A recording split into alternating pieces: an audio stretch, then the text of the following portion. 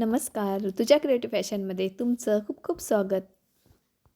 Frock cutting आणि stitching कशा पद्धतीत केलं जातं, शिवाय त्याच्या व्यतिरिक्त कंबर उंची किती घ्यायची, शोल्डर किती घ्यायचं किंवा त्याचं डिझाईन कसे करायचं ते तुम्हाला सगळ्या ह्या व्हिडिओमध्ये बघायला मिळणार आहे. तर व्हिडिओ अजिबात स्किप करायचा नाही, व्हिडिओ शेवटपर्यंत बघायचा आहे आणि व्हिडिओ आवडला असल्यास व्हिडिओला लाईक करायचा आहे आणि सबस्क्राईबसुद्धा करायचं आहे.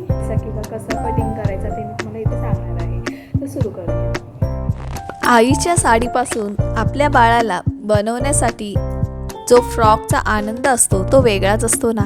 मग आपण हा फ्रॉक अगदी साध्या आणि सोप्या पद्धतीत तुम्हाला इथे शिवून आणि त्याची कटिंग स्टिचिंग मी दाखवणार आहे. त्याच्यामुळे तुम्ही तुमच्या बाळांना शिवू शकता. सुरू करूया. आता इथे मी एक अस्तर घेतला आहे आणि मेन साडीचा फॅब्रिक घेतला आहे. आता तो किती घेतला आहे तो तुम्हाला सांगते. तर 2 वर्षाच्या मुलीसाठी किती लागणार घेर, तर 2 वर्षाच्या मुलीसाठी उंची लागणार आहे 14 इंच. असे 14 असे म्हणजे एक पुढच्या भागासाठी आणि दुसरा पाठच्या भागासाठी असे 2 कापड घ्यायचे आहेत 14 इंचाचे. ओके.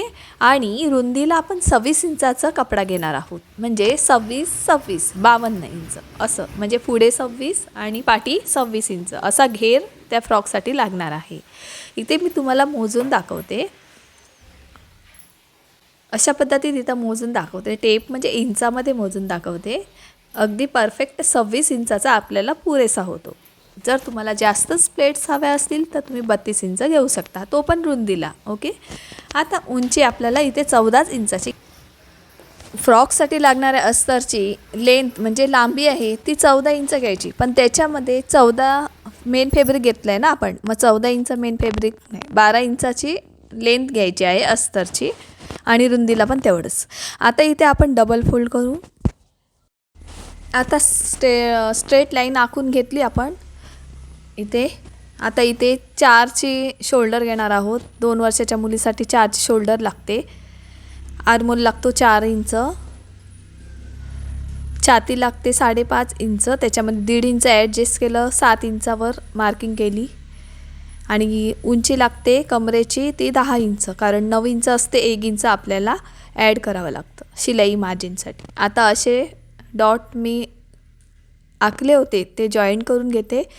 अशा पद्धतीत नेक विथ घेतला 2 इंचाचा आणि 2.5 इंच नेक रुंदी घेतली आहे, गळ्याची रुंदी. आणि 7 इंचावर कमरेची रेषा आखून घेतली आणि उभी छाती आणि कमरेची रेषा जॉईंट करून घेतली. अशा पद्धतीत टॉपचा पार्ट इथे आपल्याला झालेला आहे कंप्लीट. आता इथे मी कट करून घेते. अशा पद्धतीत कट इकडे तिकडे करायचं नाही आहे, पण त्याच्या आधी जे मार्किंग राहिलं होतं आर्महोलचं ते मी इथे मार्किंग करून घेते. साधारणतः फ्रंट पाव इंच आणि बॅग आहे तो अर्धा इंचावर घ्यायचा आणि मार्किंग करून घ्यायचं. अशा पद्धतीत गोलाकार आकार द्यायचा, त्याच्यामुळे काकेमध्ये फुगा येणार नाही. आणि इथे गळ्याच्या साईडनं अर्धा इंच फक्त आपल्याला इथे शोल्डर स्लोप द्यायचे आहे आणि गोलाकार गळ्याचा शेप देऊन घ्यायचा आहे. अशा पद्धतीत जसा मी देते आहे तसा तुम्ही द्यायचा आहे. ठीक आहे. आता वरून कमरेच्या साईडनं अर्धा इंच इथं वरती कट करून घ्यायचा आहे. आता हा गोलाकार शेप आला. आता मेन फॅब्रिकवर आपण इथे कट करून घेणार आहोत. मेन फॅब्रिक हे डबल फोल्ड केलेलं आहे, पुढचा आणि मागचा भाग याच्यामुळे तयार होईल. अशा पद्धतीत मेन फॅब्रिकवर कट करून घ्यायचं आहे आणि मेन फॅब्रिकला म्हणजे सरळ मेन फॅब्रिक ठेवायचं आणि त्याच्यावर अस्तर ठेवून गोलाकार कट करून घ्यायचा आहे. नेक शेप, त्याला गोलाकार गळा असा म्हणतो. तुम्ही कुठचाही आकार देऊ शकता, पंचकोणी देऊ शकता, षटकोणी देऊ शकता, पानगळा करू शकता, काही करू शकता. ओके. आता अशा प्रकारे इथे डबल फोल्ड फॅब्रिक घेऊन आता इथे थोडं फोल्ड राहिलं आहे ते कट करून घेते. अशा पद्धतीत हा जॉईंट आपण आता इथे सरळ ठेवला आहे, त्याच्यावर अस्तर ठेवला आहे आणि आता ठेवणार आहोत, स्टिच करून घेणार आहोत गळ्याच्या साईडनं. सुरू करूया आपल्या स्टिचिंगला. आता इथे मेन फॅब्रिक, बाहीचं पार्ट, फ्रंट पार्ट, परत घेरचा टॉपचा घेर वगैरे सगळं इथे आपण तयार केलं आहे. आता आपण स्टिचिंगला करू. घेऊ. आता ही स्टिचिंग कसं करायचं, पहिल्यांदा फेब्रिकचा मेन पार्ट ठेवायचा, म्हणजे सरळ बाजू, त्याच्यावर अस्तर ठेवून सरळ बाजूच्या दिशेने गोलाकार स्टिच करून घ्यायचं आहे. तुम्हाला मी दाखवणारच आहे कसं करायचं ते. आता इथे मी मेन फेब्रिक आणि अस्तर एकमेकांना जॉईंट करून घेणार आहे सुरुवातीला, पण ते आधी तसंच ठेवलं. आता आपण इथे मेन फेब्रिकवर अस्तर ठेवून, म्हणजे बघा मी मेन फेब्रिक कसं ठेवलं आहे ते. मेन फेब्रिक हे सरळ आहे, अस्तर त्याच्यावर ठेवलं आहे आणि आता शिलाई देत आहे. बघा अशा पद्धतीत द्यायची आहे. आता गोलाकार दिशेने इथे शिलाई मारून घ्यायची आहे.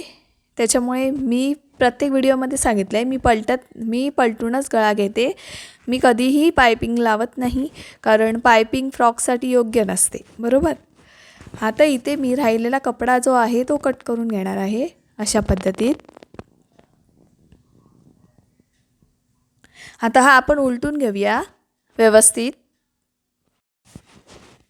आता इथे मस्तपैकी पलटून घ्यायचा आहे. तुम्ही इस्त्री पण मारू शकता किंवा प्रेस स्ट्रिप मारू शकता. प्रेस स्ट्रिपला दाब शिलाई असं म्हणतात.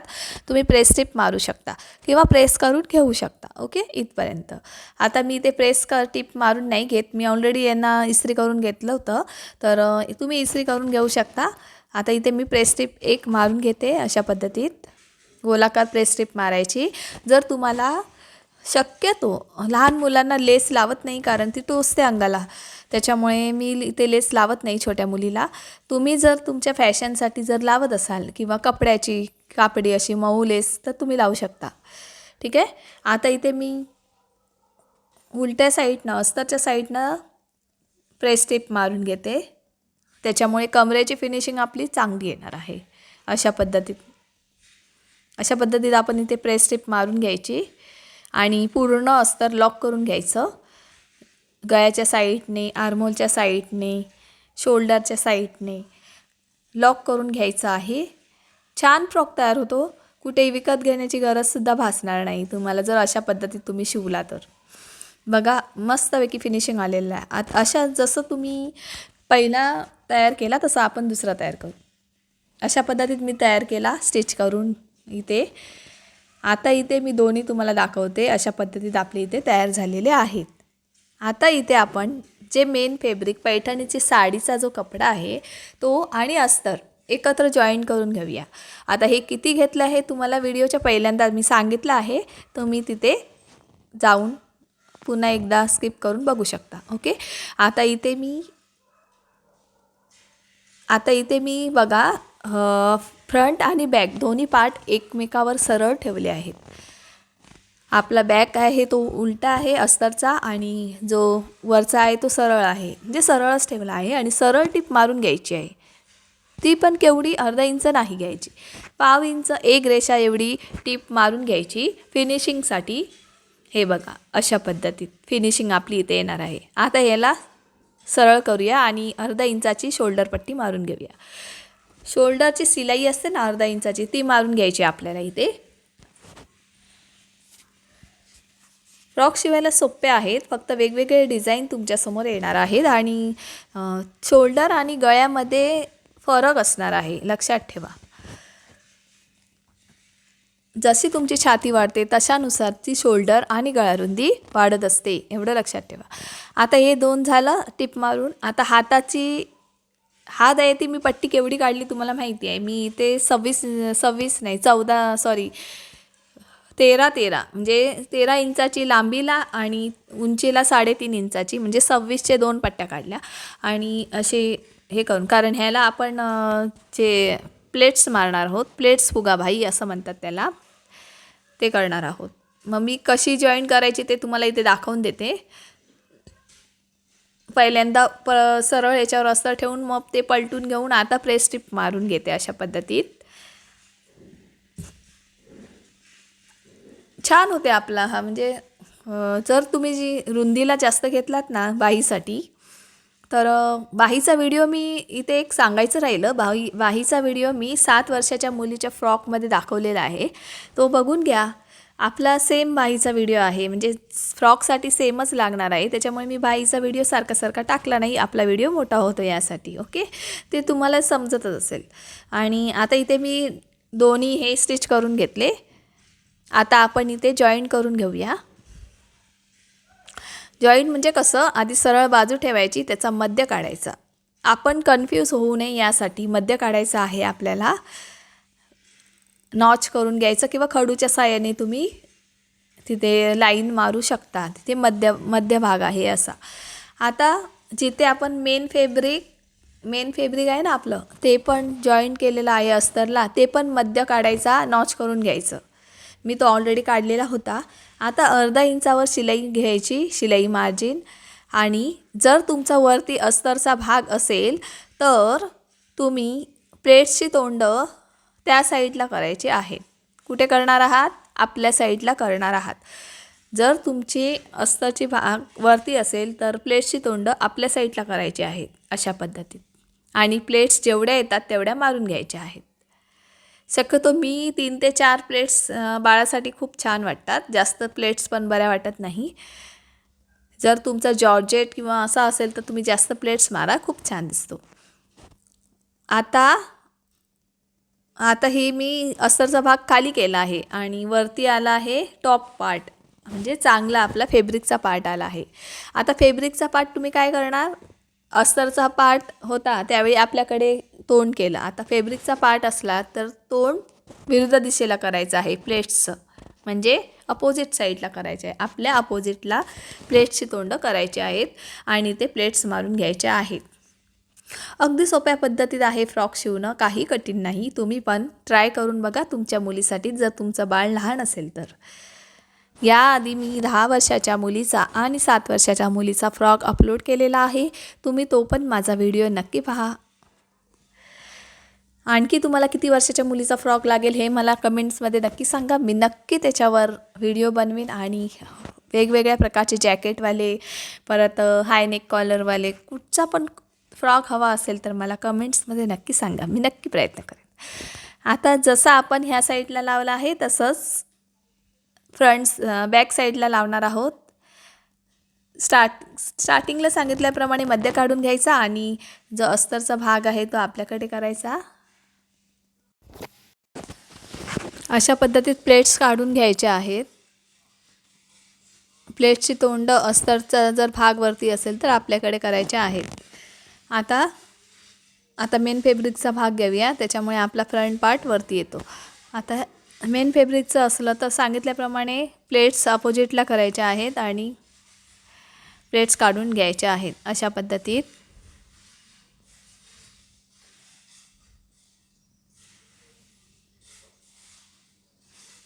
आणि शिलाई मारून घ्यायची आहे.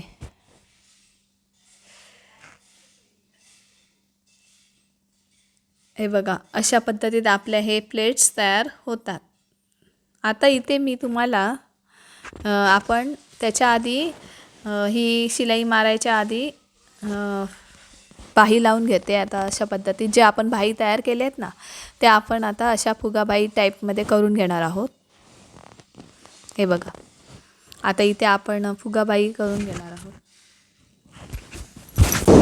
ते फुगाबाईचं मी आता प्लेट्स काढून घेते. आपल्याला कशा पद्धतीत प्लेट्स काढायच्या आहेत तुम्ही जरा झूम करून बघू शकता. मी अशा पद्धतीत प्लेट्स काढते. पहिल्यांदा अस्तरचा भाग आहे तर आपल्याकडे तोंड त्याची आली पाहिजे, तरच ती समोर उलटी केली, सरळ केली तर, आता ही उलटा भाग आहे बरोबर ना, मग तो सरळ केल्यावर तो प्रत्यक्ष समोरासमोर जातो अशा पद्धतीत. आता ह्या साईडला करून घेते. आता हा उलटा करायचा तरच तुम्हाला या साईडच्या प्लेट्स घालता येतील. आता मेन फेब्रिकचा भाग आला आहे तो त्या साईडला तोंड करायची. जसं आपण फ्रॉकच्या घेरचा आपण काढला ना, प्लेट्स काढल्या, तशाच प्लेट्स आपण बाहीच्या पण काढायच्या आहेत. Same process. ओके. आणि काही जणांना शिवलेस हवा असतो, छोट्या मुलींना शिवलेस छान दिसतात, पण इथे छोट्या बाळाला हात हवे आहेत, त्याच्या मम्मीने सांगितलं हात हवे आहेत, म्हणून मी इथे प्लेट्स काढून त्यांना फुगाबाई बाळासाठी इकडे फुगाबाई करून देत आहे अशा पद्धतीत. पण मी आता फुगा प्लेट्स काढले, तर खालून पण आपल्याला आपण वरून काढल्या ना तशा खालून पण प्लेट्स काढायच्या आहेत अशा पद्धतीत. ओके, अशा पद्धतीत काढायच्या आहेत. खाली पण तशाच प्लेट्स घ्यायच्या आणि पायपिंग करून घ्यायचं आहे. पायपिंग समजलं ना. आता प्लेट्स घ्यायची एक छोट्या, जे अशा छोटी आपण कशी ब्लाऊजला शिलाई पट्टी लावतो तशीच पट्टी घ्यायची आहे, दुमडपट्टी, आणि सरळ बाजूने घेऊन आतमध्ये फोल्ड करायची आहे. ह्याला म्हणतात पायपिंग. जर तुम्हाला एकदम अट्रॅक्ट पद्धतीने करायचं असेल तर तुम्ही तिथे पायपिंगची लेस लावू शकता. आता इथे तुम्हाला दाखवण्यासाठी मी इथे पायपिंग कपड्याची करत आहे अशा पद्धतीत. ही बघा कसाला हा, म्हणजे बाही डिझाईन छान दिसते ना आपल्या बाळासाठी. जर बाळ हेल्दी असेल तर खूप सुंदर दिसणार आहे ही आपली बाही डिझाईन.